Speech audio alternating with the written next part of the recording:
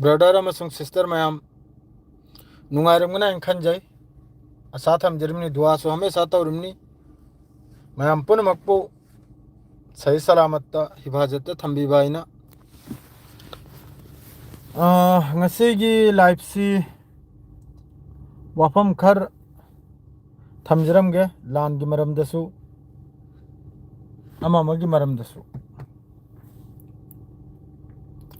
खजिक्तंगदी ममलब ओइरनिको ऐसी room the काद्रे अदुम गारी मनुंग दगी ओइन तौरे duty Budi लोइखरे room the कादबे मरमनबु room दुरा अमसु लैरिमनिदो मागिसु फोन लांग तौनै अमम तौनै फैमिलीगा अदुरा अखोइगी लोन सिना लाउजलबसे मागिसु खजिक्तंग डिस्टर्ब ओइबगुमना अइना उइराबा अखोइ लोन सिदी यामना कल्ब लोन नाबा अखोइगिसे मीगी मकोक पूरा चाथोकपगी लोन नाबा अखोइ मणिपुरी लोन से अतोप मचागी खंगिब्रने किरफान चाक चादरी दमाम चकनिमनी पोचे अमानी खक्त लौगे बुरका कराक माद्रैदी मखोइगी नकाब तो अमानी खक्त लौगे अद्रैदी फिरोल अमानी इमगा लौगे शॉपिंग मचा अमा तौरुनिमनी अदु थोकनिमनी अदु इमान मखैदु चत्से हाइना हौनबा कांगलु मखैदु ड्यूटी हौजिकता लोइनरी मखोइ लाक्तरी मखोइ महेने कैने पुलप चक्के अदुगी अइना अदुम गारी से पार्किंग दे थमजल्लेगा लाइव से मचा खतंग थोकपनिदा अरुणाचल प्रदेश हारिसिदा ओक्तब मचा खरना यामना कन्ना अखोइगी हिंदू अमसुंग मुस्लिम सी याम कन तौरिको याम साथिन लेखा ताखरमनी वीडियो सु मयाम थेंगनरे सोशल मीडिया दा फेसबुक ता अममदा अदु अखोइ लोनना वीडियो दु सेमलगदी कानरोय अइगी हिसाब ता हिंदी न सेमगनिमनी सोयदमक्की सेमलकनी मैते पांगलसु हिंदी ना याम फजना डिटेल्स ता हायरकनी यूट्यूब तसु थांगतकनी फेसबुक तसु थांगतकनी असम दा इलीगल सी कयाम लैबनो अखोइगी गवर्नमेंट ना कयाम तांथोखरे शेख हसीना हौजी कायदा लै बांग्लादेश की असिने चिंग डिटेल्स से लोइना हाबलेगा हक्ता वीडियो सेमिनाइना फेसबुक तो ओइगेरा यूट्यूब तो ओइगेरा हक्ता वीडियो अंगाव फैगुमनक्ता लाउरगा याबा नते डिटेल्स तो पीबा मथौ ताये डिटेल्स माद्रैदी मागी प्रूफ अमा मदो लोइना हापा मथौ ताये इंडिया दा एनआरसी तौखिब कांदा असम दा एनआरसी अमा तौखिब कांदा बांग्लादेश कयाम थोलकपनो अदुदा मुसलमान ना कयामनो हिंदू ना कयामनो अदुगी डाटा लोइना पीबा मथौ ताय माद्रैदी हौजिक बोर्तमान दा हौजिक की चटलिबा मतमसिदा बांग्लादेश की शेख हसीना करायदा लै करम देशना थमजल्ली माद्रे अरुणाचल की हौजिक की नापित खरना वा पेपा तौरैदो अरुणाचल प्रदेश सिदा मखोय नारी मपानदी चंगलपको मयामम ले आइना चाइना ना करायोन लौजल खरे अदुगी डिटेल्स अदुगी डाटा दो लोइने नप्प मथौ ताये लोइने अदु कलेक्टर मिने अदुगा नपलेगा मा बोइने सेमगनी सोयदमक्की माना हौजिक मस्जिद ता अमम तौदनायना इरांग सागतपगी इस यारोइदा मखोय मखैजी पूरा मचुम साबा हाइबदुबु RSS की पूरा मचुमदा मखोयजी हिंगबजातुनी अदो फजना सेमगनी मखोयबु फजना डिटेल्स ता हिंदी दसु मणिपुरी दसु फजना नपलेगा डाटा मखैदु पीरेगा सेमलेगा मखोयबु ताकपु मथौ तानी अदो अदुम वीडियो सेमिनाइना मीदुबु चैरमलेगा कसु कानरो याबा अखोयगी असम की ब्लॉगर अखोयगी फेसबुक ते एक्टिव लैबा अमखकने चैरमबदो माय खुचैदु याय मागिदु नाले मागी हिंदी ना माना लेसन मचा म ताकपिरमबदो अदु फजमने पाउदा लागे पाउसिदा हौजिक इजराइल की तरफ तगी हारिसिना करिनो हाइबदा यामना इंपोर्टेंट ओइबा अपडेट नि यामना मरु ओइबा मुन्न ताजलु मयाम इजराइल की तरफ तगी मसरदा हारिसि वन वे रफा बॉर्डर से वन वे हांगबा बस थोखिबगी एंट्री की नत्ते बस डिपेचर अराइवल की नत्ते गजा मनुंग अराइवल की नत्ते को बस थोखिबगी कना थोखिबगी फिलिस्तीनी मखै थोखिबगी फिलिस्तीनी मखै थोकबगी लंबी प्यूसीनी अकलबना वादुना मसरना अदुगी वादु पूरा रिजेक्ट तौखरे कया ओखिद्री अंगु मखोय कोकसे अंगु सैतानी कोकसे बस थोखिबगी हांगुसिनी हौजिकी रफा बॉर्डर रफा क्रॉसिंग आरसेलुमतिन चावबो क्रॉसिंग नाबा मसरगा थांगनबदा असिदा इजराइल ना हारिसी मसरदा हारिसी मसरना अदुगी वाफम दु पूरा रिजेक्ट तौरखरे बस वन वे हांगुसिनी बस थोखिबगी चंगलकपगी नते पोचे चंगल खोलबगी कोनो कनुम लेते माद्रेदी मफम अमदा अल अल कबातिया हरी मफम सिदा जर्नलिस्ट अमसु आईडीएफ की तरफ तगी कापतना सही तो थोगरे जर्नलिस्ट अमसु वेस्ट बैंक दनिसी वेस्ट बैंक दा होजी याम कन्ना इंथोक इंजिन तौनरिसन बु करम करम मफम नाबदा रमल्ला माद्रेदी जेरूसलेम अद्रेदी अखोगी करी कवी है बेतलाहिम असिने चिंगब मखैसिरी याम साथीना आईडीएफ का मखोगी सेटलर मखैगा याम साथीने इन्ने खोनद्रा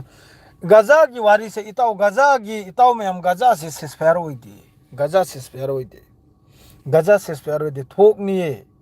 थोकनी होजी अदुमकपु यामना कन्ना मसरा मसुंग कतर की तरफ तगी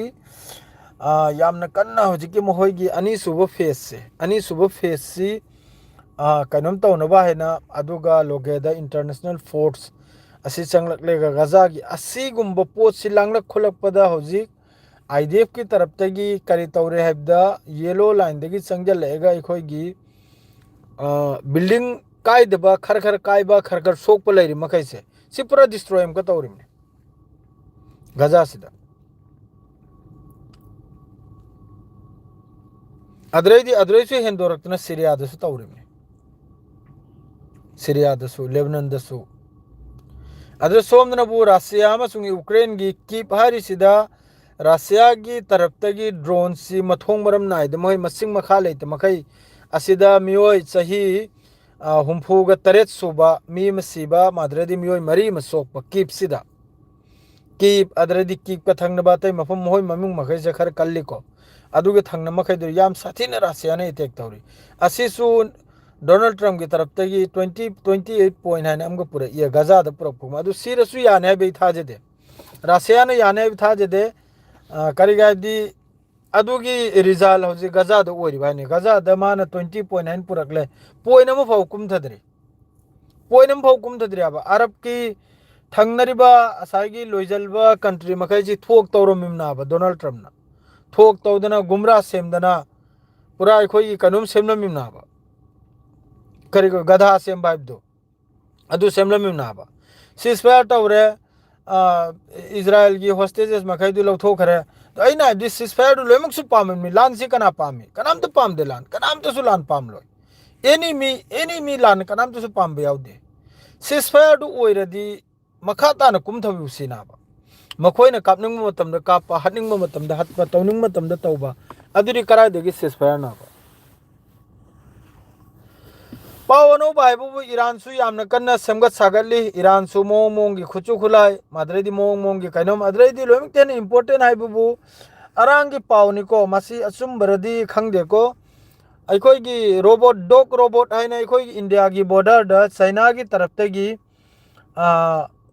कनम तौबगी वानिको चाइना की तरफ तगी थाजेलकपगी वानी बॉर्डर द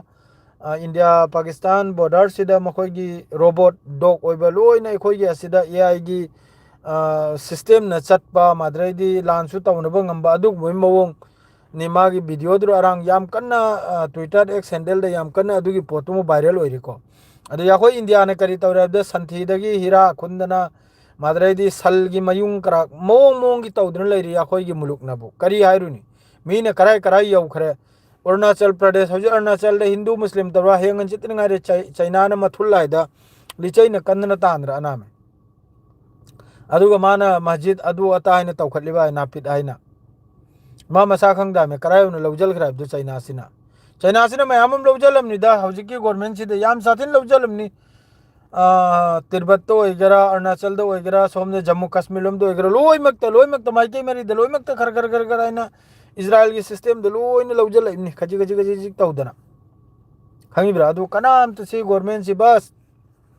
इलेक्शन गा मादरे कुर्सी गा माद्रेदी संथीगा सलगा सीधा अदुम लेखरे माद्रेदी मंदिर गा मस्जिद का सीधा अदुम ले रहा हौजिकी गवर्नमेंट से हौजिकी गवर्नमेंट से लोमिकते है ना कनोम ओइजन आरडब्ल्यूएस सिना संगी मफम से लोइखरमनि अदु मफम दो हौजिकी अरुणाचल दे तौनरिदुसु हौजिकी मोइगी अपीओ हाइब्रे करे अदुगी दुसु आरडब्ल्यूएस की मतुंग दगी सापो RSS ना अखोई मतुंगदगी सौगत्प कनुमना अदरैदि हौजिक करम मफमदनो हमसु अखोई हिंदू भाई मेगी लोइमक्ते हेन लीखरब मंदिर अदुसु RSS की मखोई पार्किंग लेते हैं पार्किंग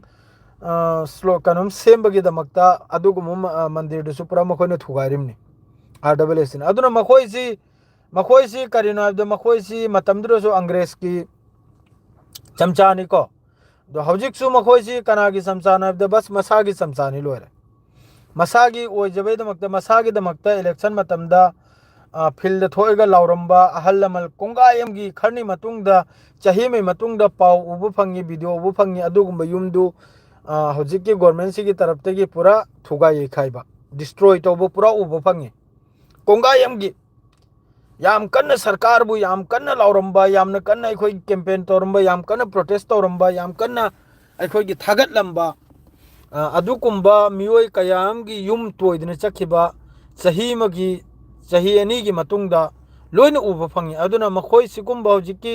लैरिबा सिकुंबा ग्रुप ऑर्गेनाइजेशन कया माद्रेदी सिकुंबा सरकार कया से इंग्लिश ई बहिते इंग्लिश पा बहिते करी देश चलाइगदौरी हाइरो करी देश चलाइगदौरी हाइरो संथी हीरा दगी संथी ने तांगी हाइबा कोक्तुना करी देश नव चलाइगदौर से कोहिनूर हीरा दगी संथी ने तांगी हाइबा मिदो अदुना करी नव अखोई चाव हौगलैबा अंगांग मखैसिगी चावखलैबा अंगांग मखैसिगी कनोम ताकलमगदौर से करी मोंग अदुदसु कोंगाय मा चुम्मी हाइखिदना मतुंगसिदा लाउदना चेलखरिबनिने चुम्मी हाइखिदना माना हडु चुम्मी आइन चखरिबनि कोंगाय एम लैरिबनि अदुना अखोई की हालत सु यामना खराब नि अखोई मुल्क की हालत याम खराब नि करेंसी कुलुमथोय हेल खरे मादरे डॉलर सु 90 की मथक तो ओइ खरे होजि होजिकता $1 ना इंडियन रुपीस ता करी नो अखोइना मादुगा सोमनबु डिबेट ता फमलेगनबु वर्ल्ड अहुम सुबदा अनि सुबदा चाइना गा टक्कर तौरना चाइना की मतु हायरगसु इसागी देश मखा लंगथब थोई चाइना गा मागा चाइना ना नोंथिलदनी लेरिसे अखोइना होजि अमंबदनी लेहौरिसे ज्ञान तादे लान से अखोई मथक तागदौरिमनि दिल्ली मुंबई दा फम्म मखोइदि तपना नि थेंगदौरिसे अखोइनि बॉर्डर दा लेबगुमनि अखोइ से असम से चाइना गा थंगनबगुमनाबा अहांबगी मिसाइल एयर स्ट्राइक तो अखोइदनि नलगदौरदो अदु ज्ञान ताबीद्रे अदुगसु अखोइ रोमदुरा लैरिबा ऑर्गेनाइजेशन कया चमचा कया RSS अमसुंग हौजिकि लैरिबा हुकुमत सिगी ममैसे पाइखरिमनि करी हारुनि ताउसे हाइनिवाय कसु लैति खल्लुरगा मखोइना तौथोरकपगा अखोइना तौथोइसिगा अहिंगा नोंथिलगनि अखोइदि अमंबदा लैरिमनि जापान करा यौखरे चाइना करा यौखरे अखोइना कराइदुना अखोइना